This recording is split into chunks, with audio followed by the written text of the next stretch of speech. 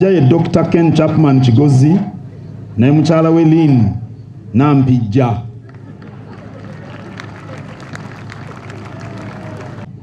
Mumaka g'abakadde be omwami W.G. Chapman naye mukyala we Ruth e Texas mu America.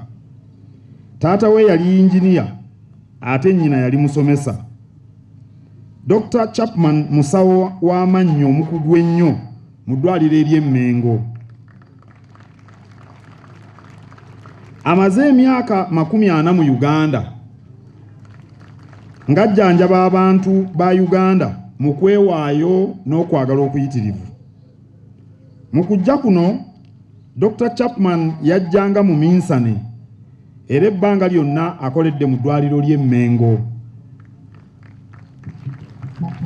Oluganda alumanyi bulungi era afubye okutegeera ennono n'obuwanga bwa Buganda mu bantu basinze okukoleramu n'ayingizibwa ne mu kika ky'effumbe gye yaweerebwa erinnya erya Kigozi.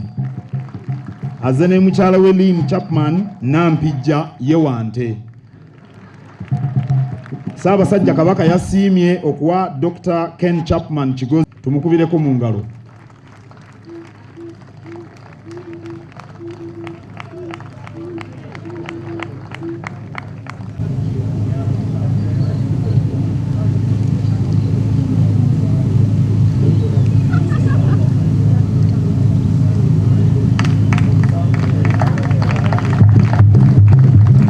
Dr. Chapman Oluganda alufuuyira ddala bulungi nnyo ne mukyala we Lynn.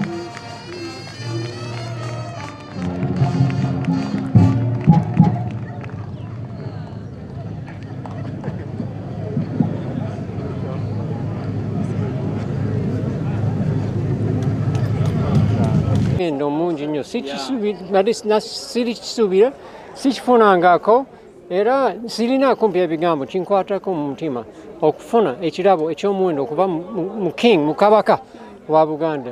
Kiki kyakwaliza okujja mu Uganda okujjanjaba abantu munange omanyi ewaffe nazaalibwa mu America nakulira mu church naye nga okumala ekiseera nga sinnaba okwewaayo eri Katonda naye bwe Yesu bwe yanyamba nandookola naye nfuna interest ey'okuyamba abantu mu ngeri ya physical ne spiritual mu nsonyiwa okutabula ennimi kaakati okuyamba abantu physically ne spiritually naye ndowooza oba nyinza okukikolerawa naye negattako ekitongole life ministry ndi member wa life ministry naye banfuniddewo ono ekifo Bishop Bugembe yafuna ekifo mu Mango Hospital omwaka 1979 kaakati okuva mu mwaka ogwo nkyaliwo nakkiriza okujjayo emyaka 2 naye n'okusanga nti nkyaliwo emyaka 40 najja muvubuka kaakati nkuze naye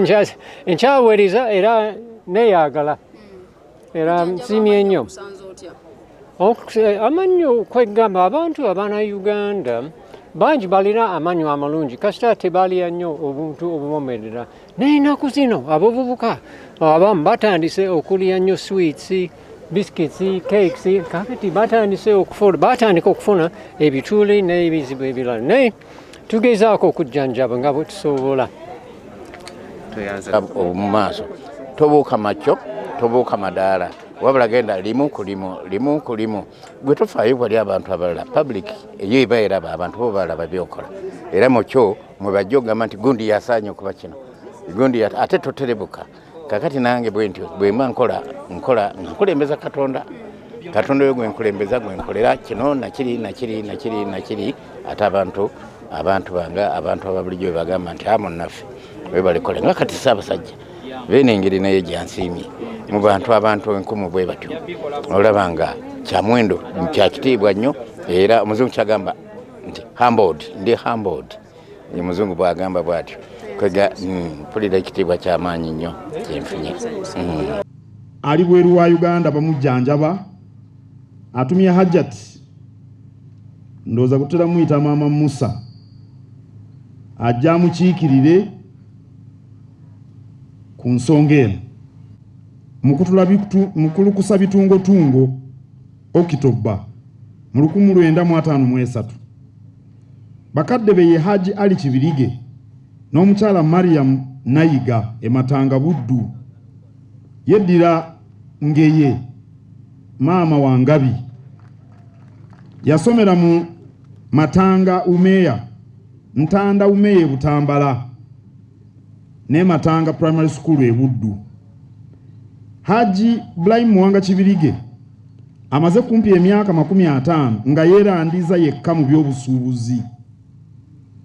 Teyasoma kugenda wala naye obumalirivu, amazima, obwesigwa n'okuyamba abalala bimusobozesezza okuyitimuka n'okumufuula omu ku bantu abagagga ennyo mu Uganda ne mu Afrika.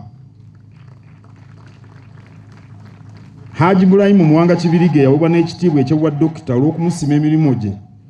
Alumirwa nnyo abantu abali mu bwetaavu okugeza ng'okujjanjaba abantu abalina endwadde ezitali zimu ng'omutwadde n'obulwadde obwa nnalubiri.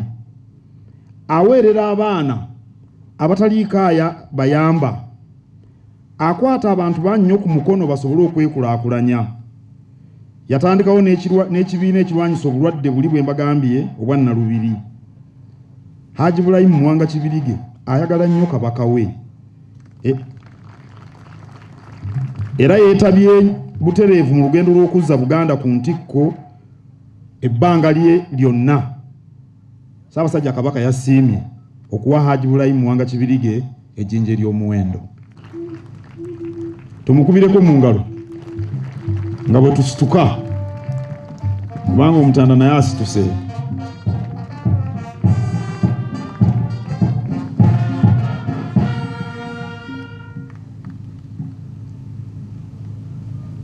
Ejjinja lya Haji Ibrahim Muwanga Kibirige Ssaabasajja Kabaka alikwasiza Hajat nga yeebaza Haji olw'okuba musajja wa Kabaka atamumunyizibwamu, omusuubuzi omwesigwa ow'amazima. Omuntu owokuna Ssaabasajja Kabaka gwe yasiimye okuwa ejjinja ery'omuwendo ye Dr. Ken Chapman Kigozi.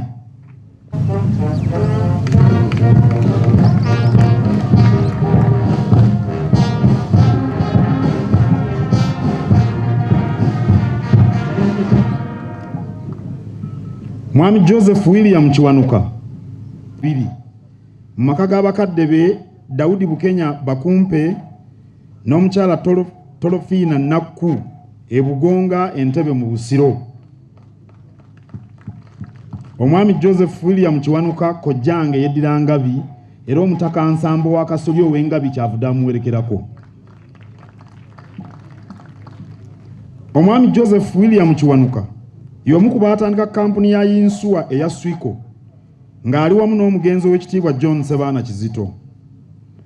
Era Swiko y'emu ku kampuni ezisinga ettutumu mu Uganda mu kisaawe kya Yinsuwa. Balina ne kampuni endala eya Shore Properties. Kampuni eya Swiko ewadde bannayuganda bangi emirimu era abatandisi baayo nga Mwami Kiwanuka kyakulabirako eri bannayuganda nti naffe tusobola okukola kampuni ez'amaanyi ne ziwangaala nga ziweereza.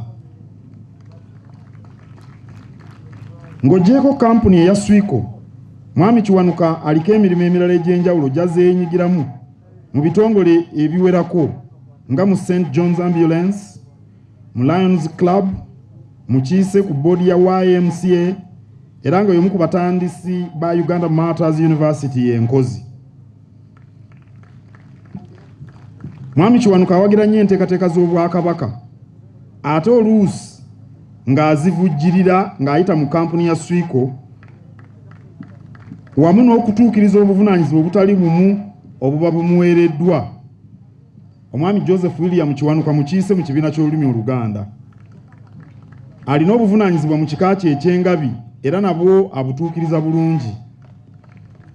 Ekereziya agiweerezza nga yasooka kuba Ssaabakristu wa Ndeeba Parish ate nga kati yalondebwa okubeera omusirikale wa Paapa okuviira ddala mu mwaka gwa 2013. Omwami Joseph William Kiwanuka Ssaabasajja Kabaka asiimye okumuwa. Tumukubireko mu ngalo bannaye.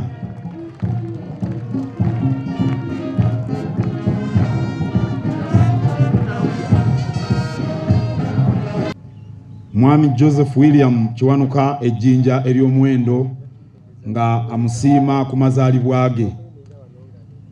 Mwami Joseph Kiwanuka mu nnaku 15 okuva kati agenda kuweza emyaka 79.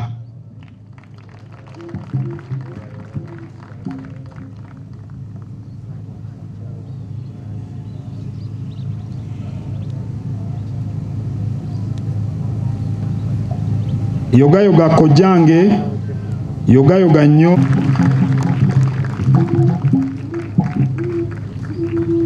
Mumwongere engalo gyali kojjange.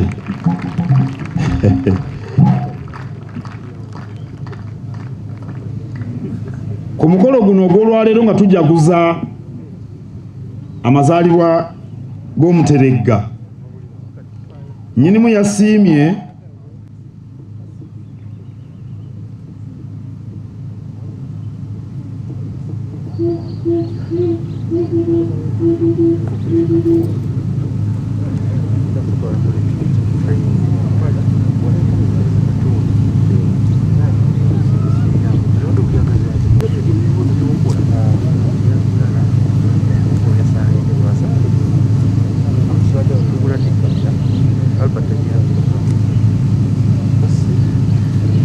asoolobyeko ye mwami Timothy Mugerwa Ntanda Lukabi, musajja munnamawulire mukuukutivu ate ng'akola amawulire ag'okunoonyereza, era y'omu ku bannamawulire abayinza okwogerwako olw'obumanyirivu obungi bwe balina obw'emyaka n'emyaka, ate era nga muwandiisi. Luno si lwasoose okuwandiika. Ekitabo Mutebi II Kabaka Omulwanizi w'ebyaffe kikwata ku bulamu bwa Ssaabasajja Kabaka Ronald Frederick Muwenda Mutebi II. Namasole Sarah Nalule ettu lya Mugema eryafuuka Omulangira Ronald Muwenda Mutebi yali etikkira mu Bufalansa ng'agenza okulaba ku Kabaka Muteesa II eyali awaŋŋangusiddwa Abangereza olw'okuwakanya enteekateeka zaabwe abo Abangereza ez'okussaawo omukago gw'amawanga agali mu buganjuba bwa Afrika nga Buganda teyeebuuziddwako, ekintu Ssekabaka Muteesa II kye yagaanira ddala. Omulangira ayogerwako Ronald Muwenda Mutebi II yazaalibwa 13 Kafumulampawu mu ddwaliro ekkulu e Mulago, era y'ensonga etuleese wano okujagulizaako Kabaka waffe olwaleero. Bino nno byenjogera biri mu kitabo ekyo. Wadde nga Uganda yatuuka ku bwetwaze mu 1962, kyokka twasigaza obumulumulu, era entikko yaabwo bwe busambattuko bwa muzigo ogw'emwezi ogwa Mmeeyi 1966. Obufuzi bwa